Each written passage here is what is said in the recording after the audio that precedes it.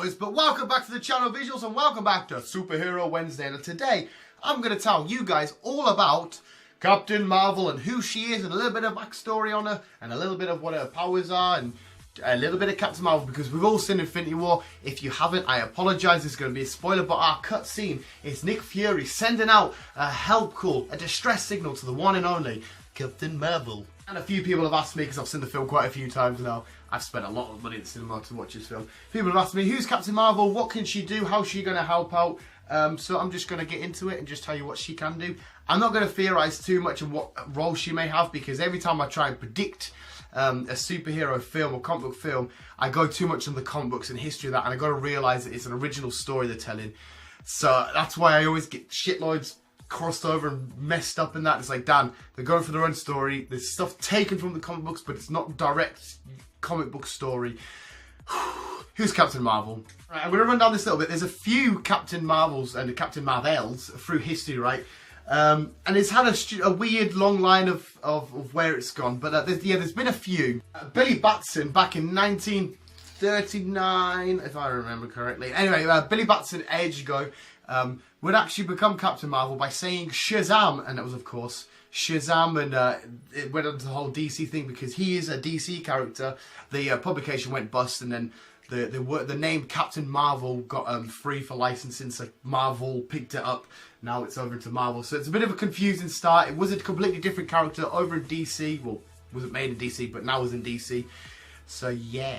And when Marvel picked up the name Marvel, they created a character called Marvel, who was Captain Marvel. But it's Marvel, but it's like a little, there's a sign in the middle of the name, the minus sign, whatever it is. Back in 1967, who was like an alien, he was Kree, and he took off an Earth under his wing, and he had his own little stories and stuff, but he was the Captain Marvel. And he led on to another little character. The Psyche Magnetron exploded, which is like a storyline which happened with Captain Marvel and Marvel. He was there, and it created Miss Marvel, who would obviously, that's Carol herself. She would go on, be Miss Marvel. And also at one point, a Skrull come down and basically become Captain Marvel and forgot that it wasn't Captain Marvel, it was just a Skrull. But there was a whole storyline going on there. There's been a few different variations of Marvel and where it's come from, the history of the name Captain Marvel. And like I said, lead on to Miss Marvel, who is now going to be the Captain Marvel, not only in the comic books, but on the big screen. So I'll try and iron this out if I can. But yeah, all of that leads on to Carol Danvers. She is now Captain Marvel. I think in my notes I'm going to talk about how she got there in the end. Yes, I am. Yeah, due to the Psyche Magnetron explosion, she become like a human Kree hybrid type thing. This is Carol.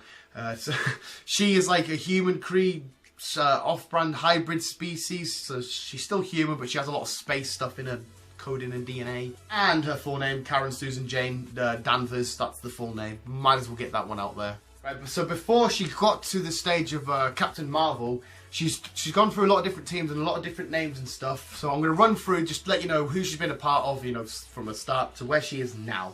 Carol Danvers, she was just herself. She was in Marvel Superheroes issue 13 back in the 1960s. That tied on with the Marvel storyline with the explosion and stuff, where she got her powers and become like a Kree hybrid type thing.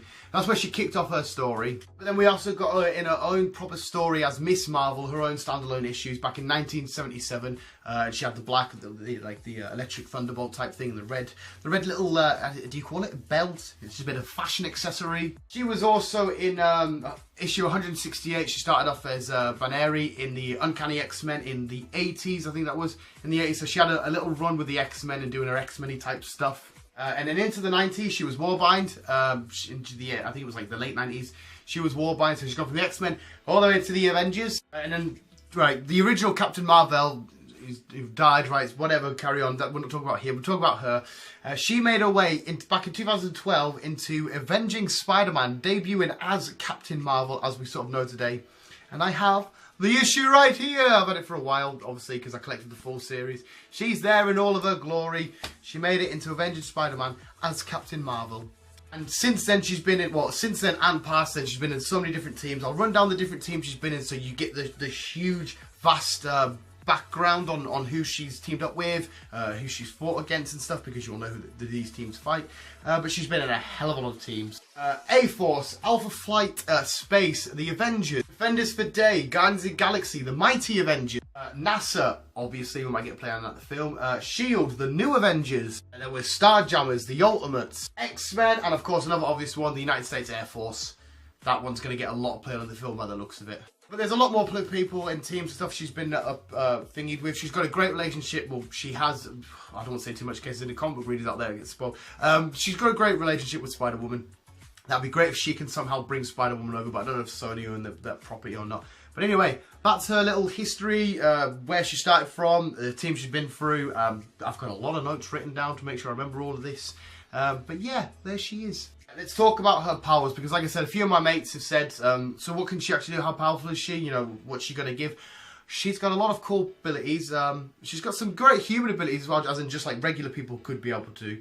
And she's got a great of superhero abilities. She's got super strength, super speed, durability, she can fly, energy projection and absorption, which is always great because chucking out the energy blast and stuff. So she has a great little list of superhero strengths, but she can also do some great human stuff. She's a phenomenal pilot. Again, the Air Forcey stuff will all get mentioned in the film.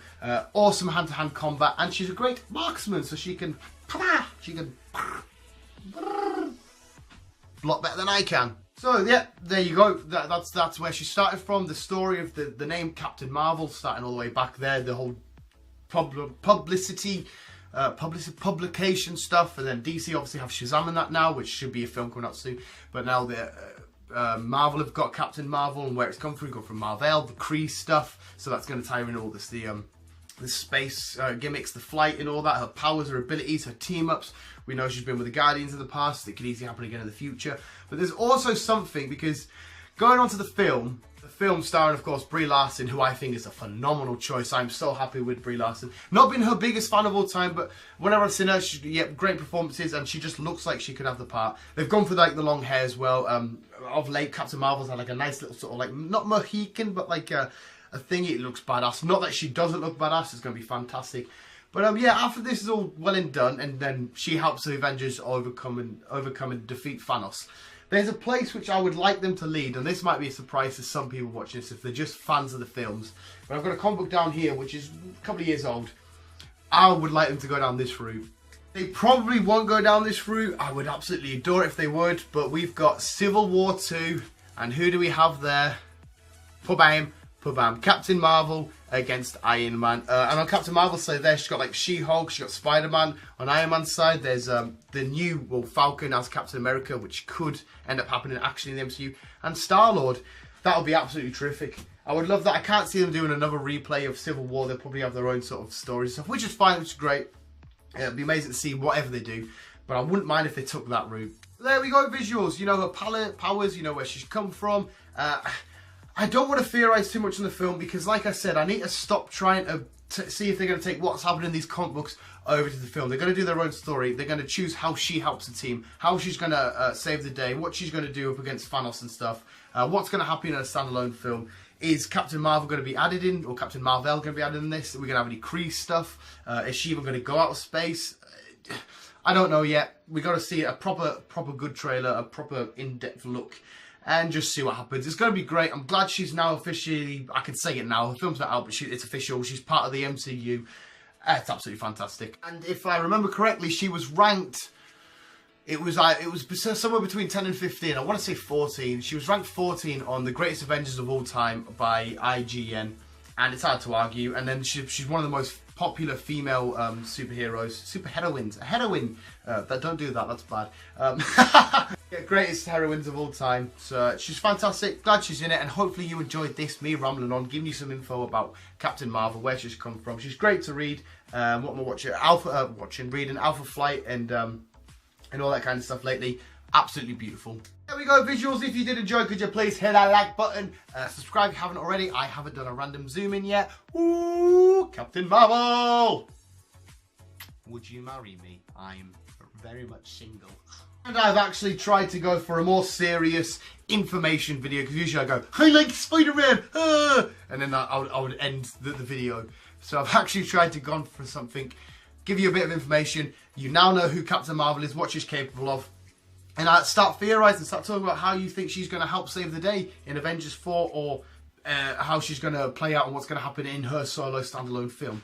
Brie Larson, you're awesome. Thank you for bringing this character to the big screen, and thank you for everyone else that's worked to bring it to the big screen. Can't wait to see it. Visuals, you've been amazing as always. My accent went funny. Keep being you and keep on. Wah! Keeping on. I fucking love you guys. If you've liked what you've seen, guys, if you enjoy watching me, enjoy watching Dan, or even a little glimpse of our little friend Bill that's sitting in the corner, doing whatever he's doing, you can now follow us on Instagram, Twitter, and Facebook.